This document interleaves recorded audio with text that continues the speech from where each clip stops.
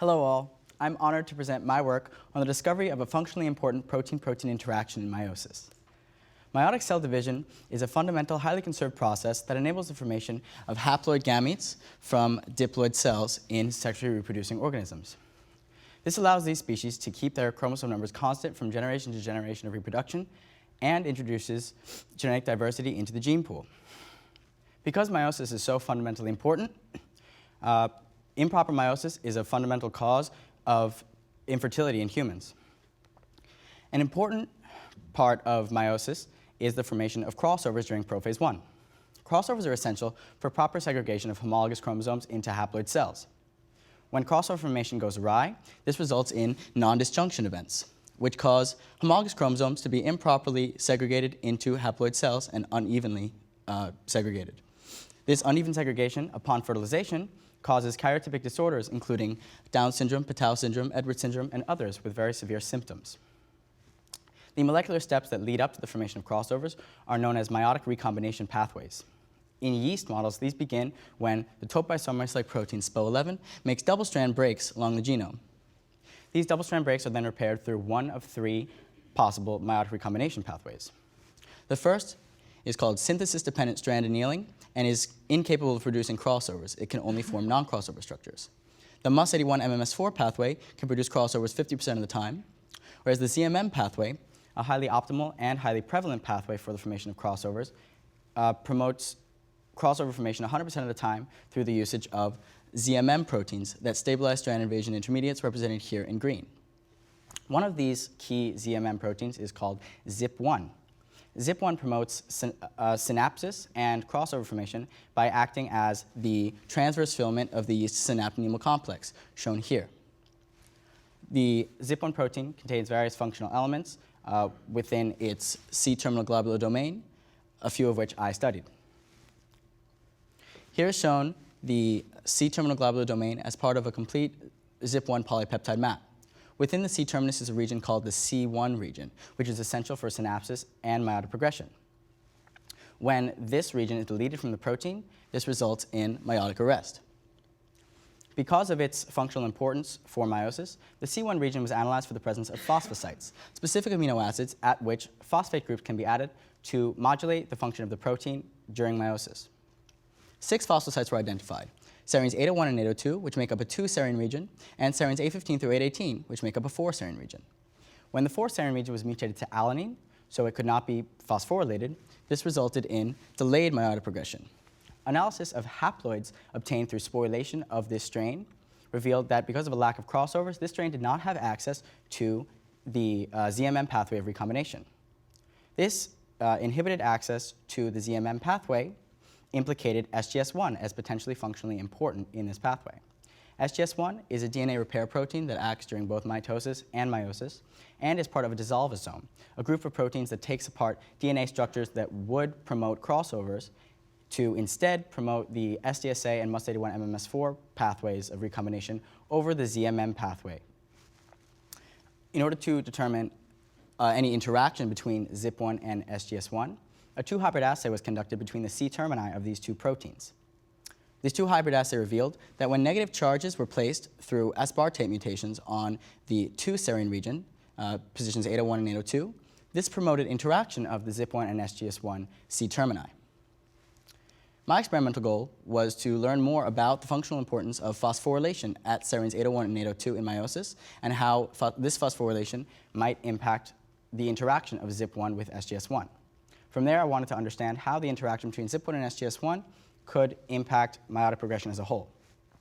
To pursue these goals, I created ZIP1 mutant plasmids with this 2-serine region and the 4-serine region either mutated either in tandem or separately to alanine, which is an amino acid with a hydrophobic side chain that cannot be phosphorylated, or instead to aspartate, an amino acid with a hydrophilic side chain that contributes negative charges to the protein, thus mimicking the action of phosphorylation since phosphates also contain negative charges. I transformed my mutant ZIP1 plasmids into a yeast strain lacking the ZIP1 gene, so the only form of the protein that was expressed were my mutant proteins. I found that all the strains in which serines 815 through 818 were either intact or mutated to aspartate to contribute negative charges, all experienced normal sporulation. Sporulation in yeast is a measure of meiotic success rate. However, as soon as I mutated serines 815 through 818 to alanine, so they could not be phosphorylated, this produced a substantial decrease in sporulation capacity. When serines 801 and 802 were additionally mutated to alanine, so they could not be phosphorylated either, this further reduced the sporulation capacity of the strain. However, this trend was changed when serines 801 and 802 were mutated instead to aspartate to contribute negative charges and mimic phosphorylation at those loci. This produced a partial phenotypic rescue, improving sporulation capacity substantially.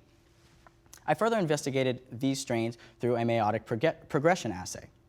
I saw that the strains that had sporulated well progressed through meiosis normally and quickly, whereas the strains that had sporulated poorly progressed much more slowly.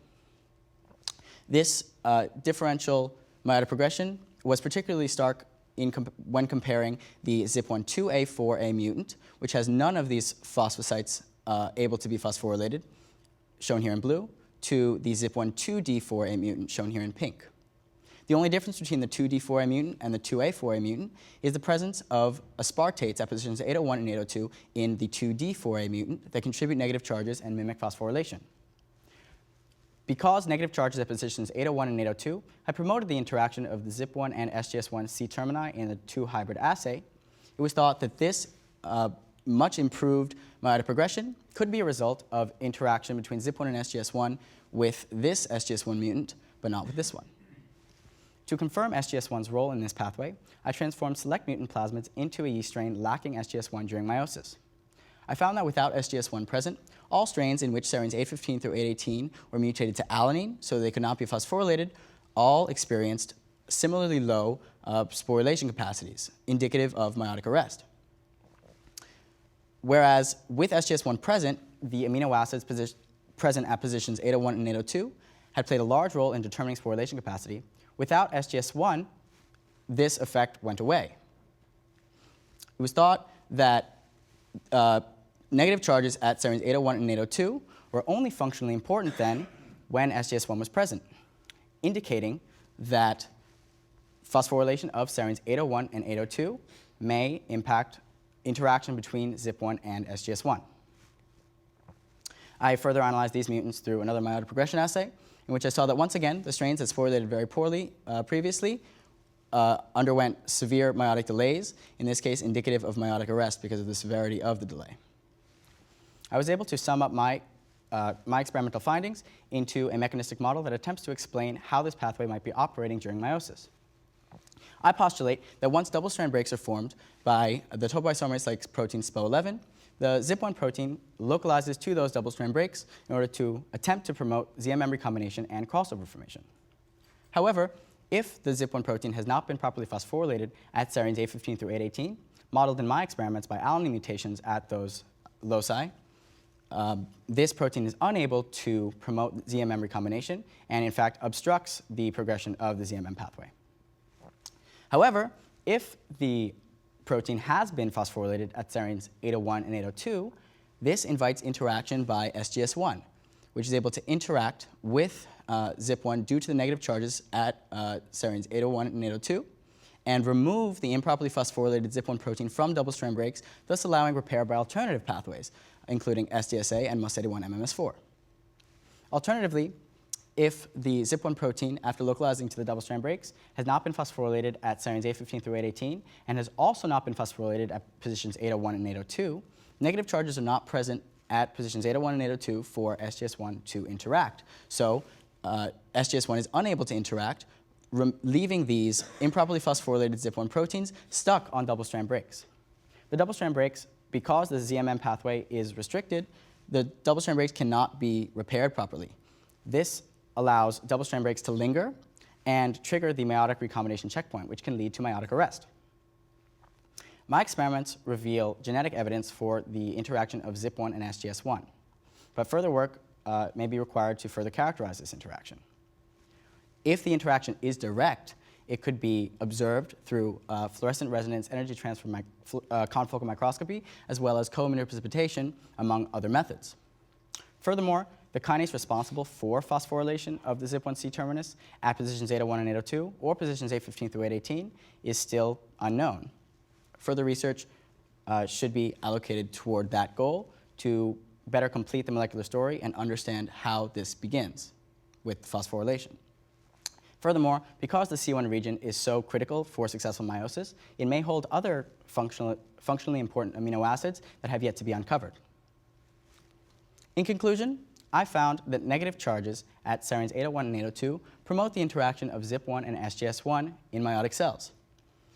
This may allow SGS1 to remove improperly phosphorylated ZIP1 protein from double-strand breaks, thus liberating those breaks and allowing alternative repair by the SDSA and MUS81 MMS4 pathways.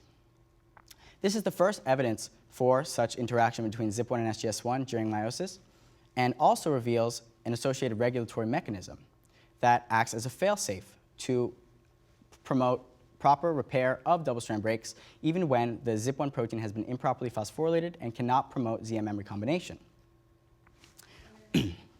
Understanding details like this of meiosis, because meiosis is such a highly conserved process, can help us to elucidate pathways in yeast and then translate those discoveries over to human meiosis as well. Understanding how human meiosis works has potential for the eventual prevention of karyotypic diseases and human infertility as well. I'd like to thank Dr. Nancy Hollingsworth and the rest of her lab for having me and teaching me over the summer. I'd also like to thank Dr. Carol Hirsch for supporting me to get to this point.